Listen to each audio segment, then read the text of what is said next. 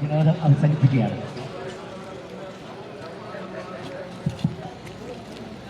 ചടക്കത്തെ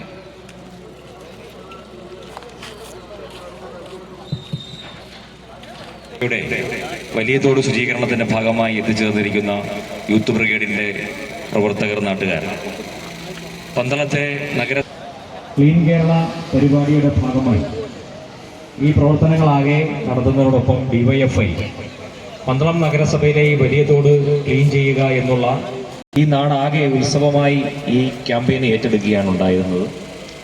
നിരവധി അനുബന്ധ പ്രവർത്തനങ്ങൾ നടത്തിയതിനു ശേഷമാണ് ഡിവൈഎഫ്ഐ ഇങ്ങനെയൊരു